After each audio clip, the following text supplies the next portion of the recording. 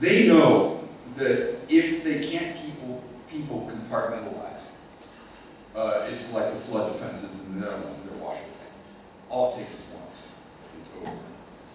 But unfortunately, what Spettin just mentioned about civil society and politicians has been amplified by us.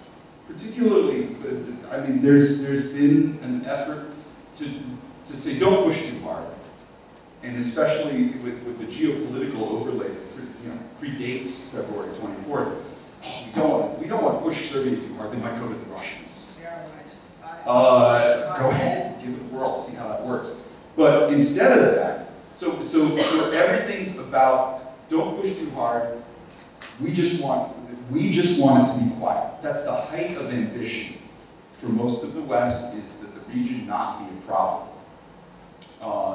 And so what the task of those people who want progress is to say it's going to be a problem either way. Rather than be cooperative, rather than play along. Unfortunately, people who want progress are going to have to make it a problem for us. You see, you can't be on their side and be on our side. You can't have both. So what you're saying is basically create two fronts. Yeah, you need a popular front. Sorry. Yeah, no, you need a popular front and you need international, because they're not going to take seriously the possibility of progress until it punches them in the face.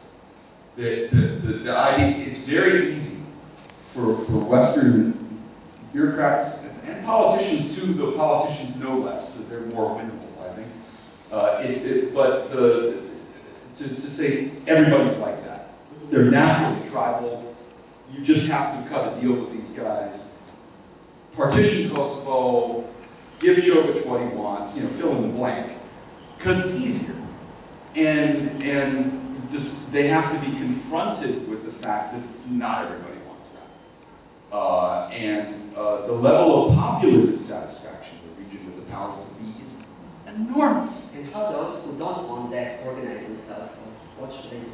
Question to all of you. Somebody else may want to go first from the region, but on that question. Stefan, what do you think about organizing? I mean, we just heard that in order to create potential for change in this region, aggressive forces need to fight on two fronts. Local politicians, but then also the international community who wants to stabilitocracy, as we know. I think the problem with that is that we don't have progressive forces. Okay, so there is no hope.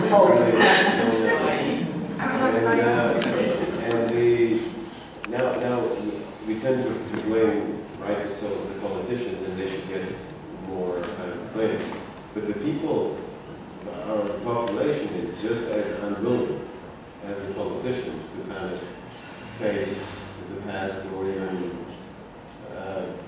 kind of make peace with their neighbors. And we see now again, because we've been working in Balkan Council, some of our meetings with this Brussels dialogue for many years now, Kosovo, Serbia. So we have these guys who go to Brussels and negotiate now for starting with Tadic and for 12 years, 2010. And when they go back to Belgrade and Pristina and they say, we had to make these deals with bloody Serbs and bloody Americans, not because we want peace with them, but we were pushed by the international community. And then it's not like whatever we leave in these little agreements. We don't portray them as we finally want to become friends, good neighbors, but we're doing this because we have to do or pushed by the international community. And because that's what the people kind of want.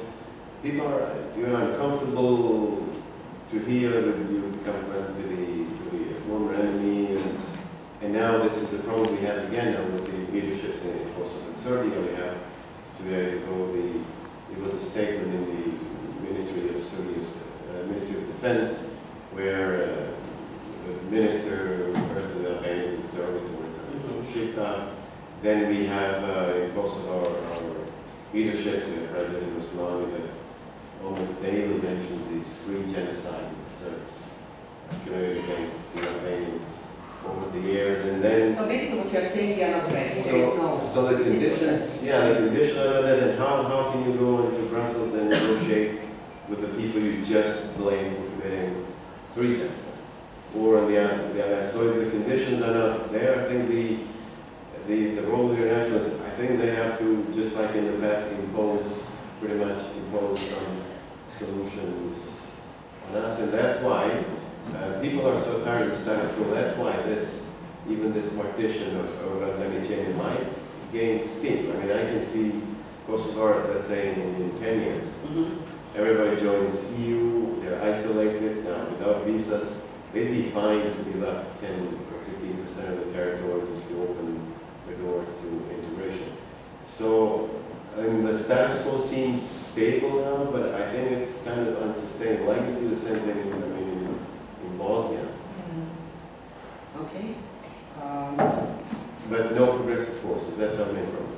I wouldn't agree on that. I think there are so many progressive forces, but they are not working together. I think we see this especially in Bosnia. We have great people, mainly also coming from civil society, right, Tamara? We have success on the local level, but then when it comes to cooperation, I mean, on the national level, on the regional level, then somehow that doesn't come to the success. And I think what we urgently need is a cooperation on behalf of the international community with these democratic liberal forces. We don't have that.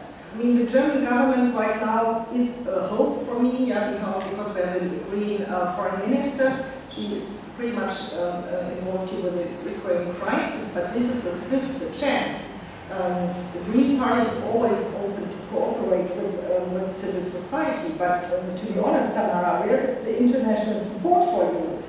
Did you get international support from the European Union or whatever? It's not only, to give funds to certain projects. This is what they are doing, and then they say this is fine.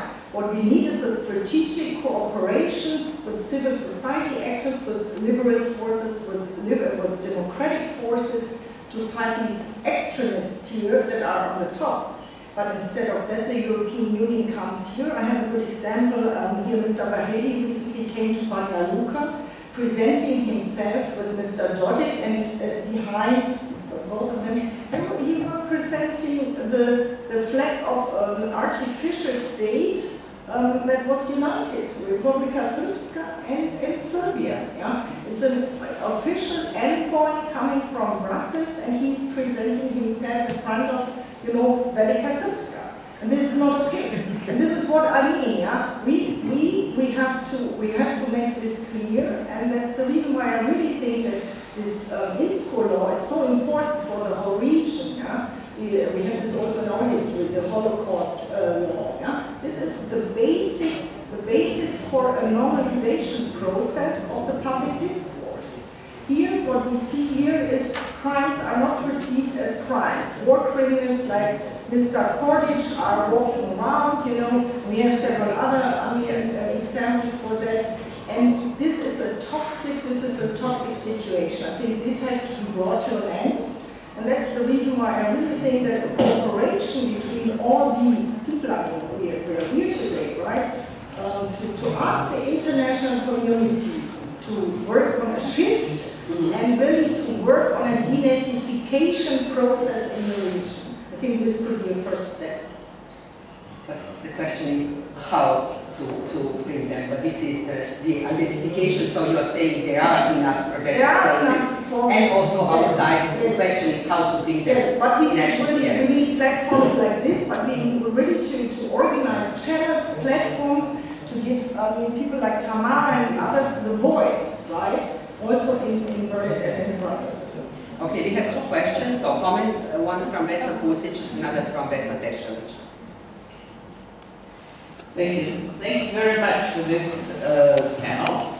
And I very much agree with what Martin Aaron just said about sort of necessity to identify in the situation that we're in, people and things we can work with. Because, for instance, Verhard is not somebody you can work with. This is just a fact of the European Union. Hungary is a fact of the European Union, and unfortunately he is now in charge of enlargement. But in the European Union, I'm absolutely convinced we need to work with other people, not with him, and show that we can't work with him because he is absolutely biased and de facto anti-European. He doesn't represent European values. So we don't work with him. But something, I actually was inspired with what Specken said. How can you say there are no progressive forces sitting next to Tamara and listening to Lana? I have news for you. Progressive forces do not come in the shape and form of presidents and prime ministers of countries first. Eventually, yes, hopefully. But they come in this form. They come in the form of people who decide to start doing something regardless and take, you know, all the bad with the enormous satisfaction, I think, that's produced with the effects that Tamara has had with her work, and I'm sure Lana in her work, although it sometimes seems, you know, extremely difficult, and the amount of negative emotions and criticism and injustices that you have to go through, and pardon my French, bullshit that you have to listen to from different people. However, coming from experience, it actually falls by the road. One shouldn't be afraid of that, because I've had a lot of that throughout my life. But people who've done that, I can't even remember what their names are. It's, you know, I just want to emphasize that however difficult it sounds at different, and it feels at different times, it actually is not so horrible. And you shouldn't be afraid of that, because it actually, eventually loses meaning. These people disappear into anonymity and non-existence, and what you've done still stays.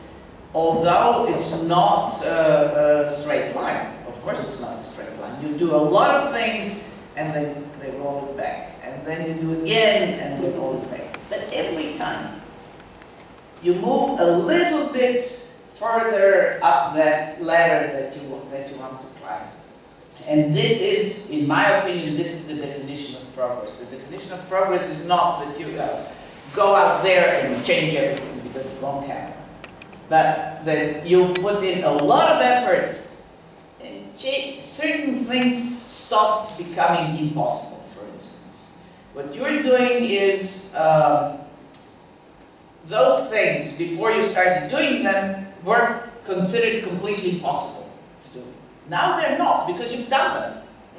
And they can complain, they can criticize you, whatever, but simply they're not anymore impossible. And that is progress. So, thank you very much for this inspiring comment, and I think I'd say that especially the encouragement to persist something that we touched upon. I'll just rephrase by saying we don't have enough. Okay. Well, convert yourself first. Vesna, please. Ja bih htjela reflektirati o mogućnosti proširenja ovog programa posjeta. Dakle, za Centar za nenasilnu akciju ovo je bila zapravo prva posjeta. Prije ste sudjelovali na službenim komemoracijama.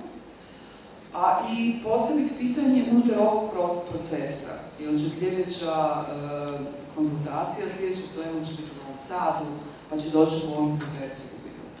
Mislim da je dobro tražiti način da progresivne političarke i političari naprave nešto skupa sa organizacijama civilnog društva na lokalnoj razini.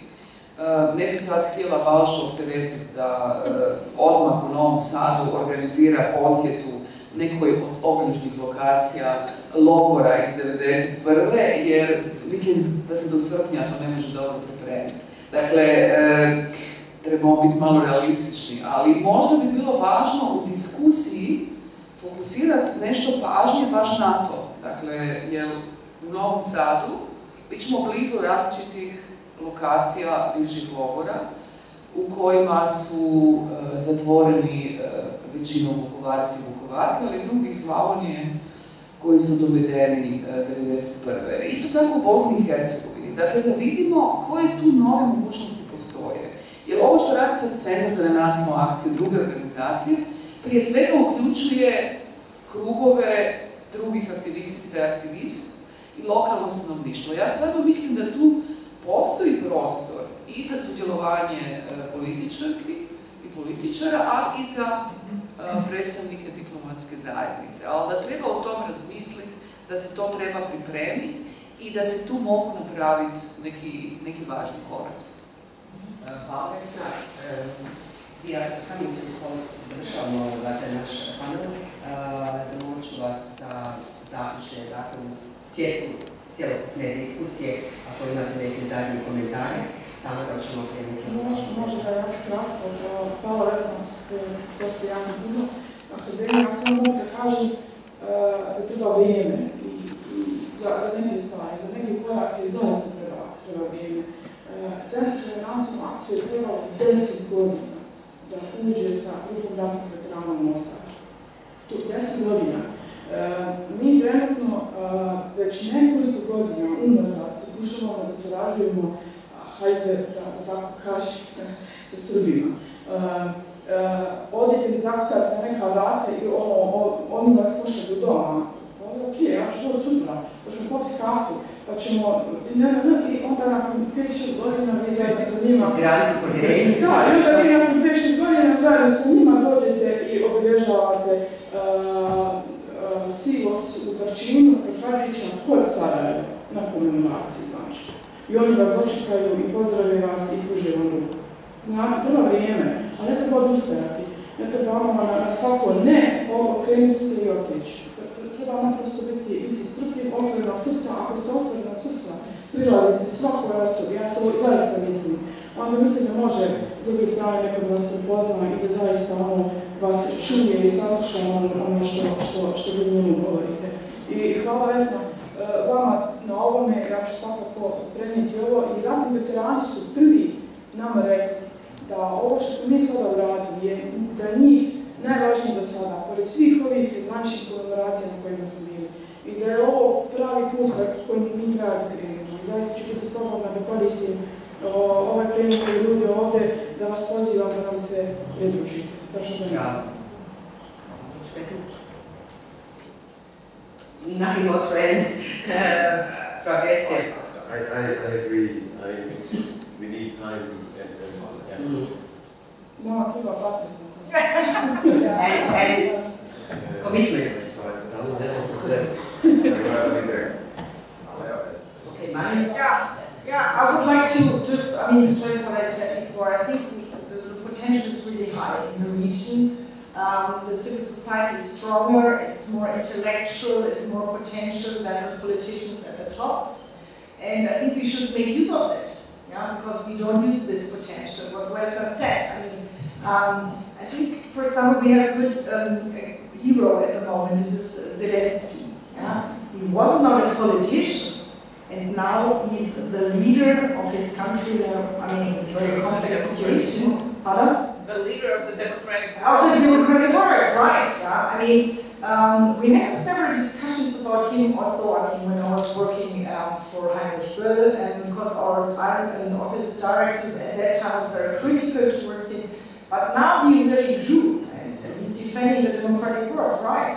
So I think this is, could be a role model for the region as well, right? Where are our leaders here? They are there, they are working on the local level, they are working in the civil society, and I would just like to encourage them. Hopefully, only not through war. We only went through one. No, not through war. So it's fine, the difference. But defending European and international values. And I think this should be the leading factor. Unfortunately, the EU is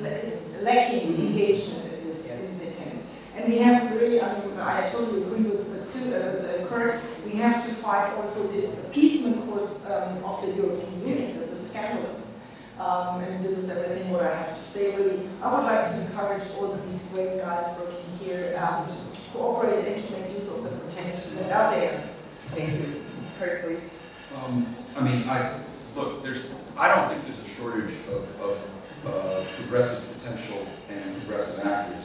You can see that region-wide in the ecological realm. That's where the action is in terms of ground-up, anti-action against established power, economic, political. I also agree with Marion, you need strategic cooperation, but to do that, you have to have a strategic goal. Mm-hmm. Otherwise, the cooperation is episodic. So you need to know what you want instead. And it can't just be, we're going to get into the EU as a default setting, mm-hmm. which is the default setting. Right now, the whole region is on a trajectory. Bosnia will get there first, but everyone will get there eventually, of these countries becoming depopulated. Autocracies or oligarchies, there are also refugee camps. And there are large, and Macron would be fine with that. That's effectively Macron's policy he spelled out in 2019. So if you don't want that, you have to actively fight against it. A lot of civil society, unfortunately, has become captured by the program mentality and their donors. They're afraid to confront their donors. Mm-hmm. So, at least coming from the Bosnian perspective, and others can comment whether this applies to them. Bosnia is a society that once had a surplus of self-respect. You know, when you were younger. Now, but I was younger too. I wasn't Yugoslav. Thank you. Yeah, no, sorry, but I mean, were I a teenager, I would have remembered this in 1984 with the Olympics. Now it's gone. That self-respect cannot be established from without. It has to be established through agency.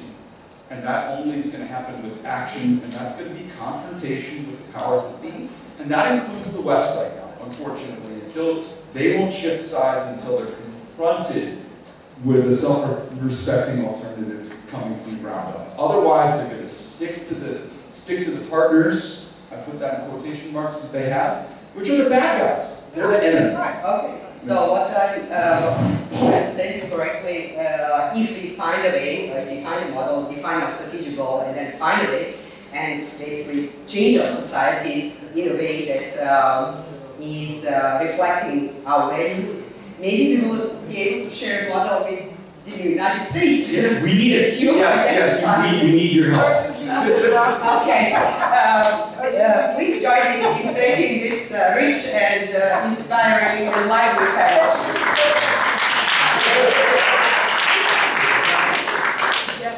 15 minutes, 15 minuta.